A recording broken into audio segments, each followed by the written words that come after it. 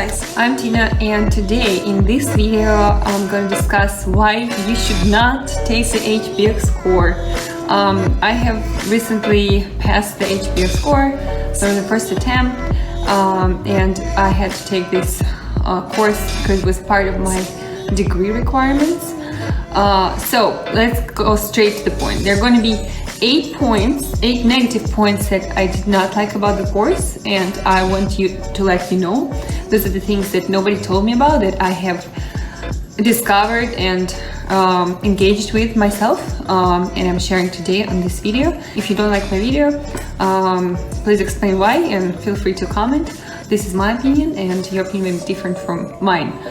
So tip number 1, material is old. The material, videos, interviews, test questions are from 2014. So I started taking exam in the end of 2018, and even some of the material is from 2012. And I assume that this material was recorded and prepared probably like somewhere between 2012 and 2013. And it's really like $2,000 for the material that is 5 years old. Like, not only just interviews are fine, but test questions and like everything, really. It's very strange. Number 2. So for the next 3 points, I'm going to discuss the certain specific section that's called business analytics. I absolutely hate it. Yes, I'll be honest with you, I absolutely hated business analytics. It's basically statistics. I never in my life have encountered with things like hypothesis, statistics. I understand what it means, but I never really had any exposure to this kind of world industry, and only heard some certain terms, but never really understood what they meant. So the point number 2 in regards to business analytics, I didn't like that I felt like all the videos that the professor when she was talking, it felt like she doesn't understand what she's talking about. And the reason to that was because you can tell that the person is reading from the teleprompter, and I just like created this absolutely feeling that she's just reading and what she was saying just sometimes wouldn't make any sense. Like the language, and this brings me to the next point, is very confusing and sometimes just sounds like an assembly of randomly selected words. So I really hated that their professor was just, instead of naturally speaking about her subject and her industry, she was just reading from the teleprompter the narrated text that sounded like she doesn't understand what she's talking about, because it was just like a selection of random words. Tip number 3, again about business analytics. In this course, I'm not actually teaching you how to actually apply the statistical data and perform statistical analysis. So it's basically you're just learning a bunch of terms, but you have after the course no idea how can you actually, like, what other tools that you can use to perform some statistical data. What are the most famous applications or platforms where actually you can apply statistical performance and do some analysis. Here, for example, to confirm my words, not just from HBX, there are many statistical programs that perform regression analysis. In this course, we will teach you how to conduct linear regression analysis using Excel. Although Excel's functionality is more limited than most dedicated statistics packages, it is easy to use and create an output table and graphs that are sufficient for many purposes. First of all, who wrote this text? Like, you couldn't just write it in a like more comprehensive and conversational language? Okay, it's fine, but like, may I ask you, why are we studying this business analytics in just Excel? Why are you just not giving us real programs?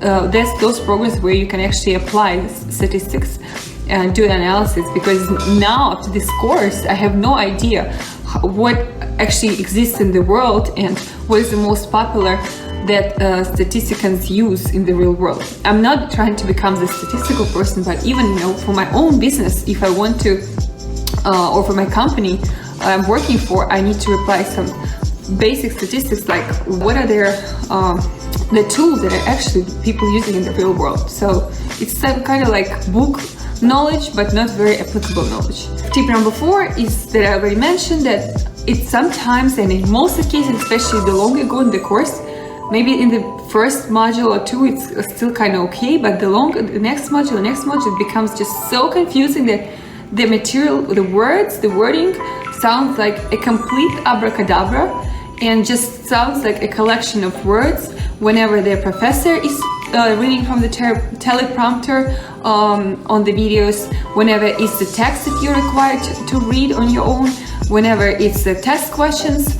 I spend so much time just going on and googling the words and trying to understand their terms, ideas by myself on my own, watching YouTube videos, reading something else, or just asking my friends so that they could explain me this in just comprehensive conversational language. And it's just not because of lack of my English, because English is not my first language, and the people whose English is first would tell me the same, like, I'm just going through that, I'm just clicking on something, I have no clue what is it even about. Like, I studied statistics in school, in my university, and I kind of know, so I don't care what is written there. Others like me who never studied statistics, they're just struggling and trying to figure out on their own.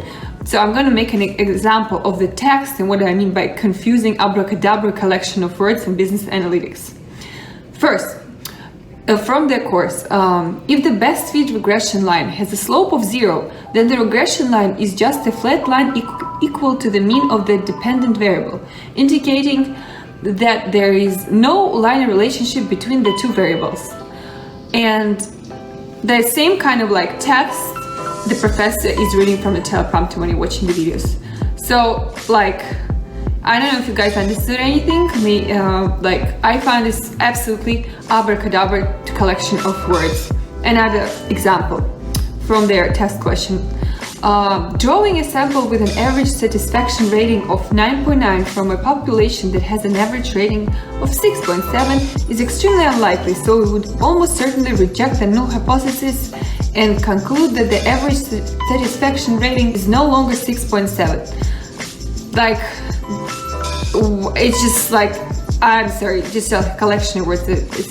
I have no idea. You definitely can find lots of sample questions, real questions that are going to be on the quizzes, in the modules, on the course you're going to be taking, and look at their business analytic questions, and so you grasp an idea of what information and language you're going to be facing and you would have to understand. So thing number 5. In my opinion, the accounting was way too basic, and also their way test questions were structured were very confusing. Often, like, I just couldn't scroll down because, like, if I scroll down, then like the question pops back. You have to like drop and drag. I think if I wouldn't take the accounting course before, I would be just absolutely lost. So I found that the accounting module was very confusing and way too basic. Point number 6. Once you answer the question, you can see then what's the right answer and the explanation. So in many cases, the explanations to those quiz questions or module questions were so confusing. It's just, I felt like the answer was typed in from some encyclopedia, which is like an extremely very long, confusing language. So sometimes I would have to spend just 15 to 20 minutes per question trying to understand the explanation to this question, trying to just understand what the hell is the right answer. Like in certain cases, I would just had to email actually to HBX support and say, hey, I read to this explanation 5 times and I just don't understand what is the actual answer. Can you just like tell what is the answer? So in many cases, it just was so annoying that the answer was not clear and the explanation was like, I felt like was written by some person who has been writing encyclopedias for all his life. Very confusing. Thing number 7. I also didn't like that some modules in both 3 sections some modules are longer, some modules are like twice shorter than others, and I was just like, it was hard to figure out which one is going to be shorter, which one is going to be longer, even though it would show the percentage that, hey, like it's going to be 150% of your time for the next week. But I just couldn't understand why you guys just couldn't like allocate 100% for every week. So in some cases I had to just rush, and because I already was out of time, and I just couldn't spend more than 2-3 hours a day because in my head it just was already so bugged in and so tired. In certain cases, especially statistics, I just had to go through and click away everything because I just didn't have enough time. And tip number 8, I would not recommend anyone to who's not working with US customers, who doesn't do business with United States, to take actually this course, because most of the information, especially from accounting and economics for managers, is dedicated specifically to United States and how the business is being done here, how the accounting is being done here, and just even some principles of economics and the way how people in the United States see market people and create businesses and just approach the selling process of the business is pretty different from what it is. For example, I'm from Russia. In Russia, like certain things that I heard when even though economics for managers actually was a module that I enjoyed, but things are not being done like that in Russia and in probably in most of the world. Like, yeah, it does sound great and it is like it is in the United States, but like if you sell based on these principles or try to make a business based on these principles, for example in Russia, I'm sorry, but it's just not going to work. That's not how the real world out there in this country is. It's sad, but it's true, unfortunately. Thank you for watching this video. Share your comments, share your ideas, and what do you think? Do you agree with me or disagree? I'll answer to all of you. Bye.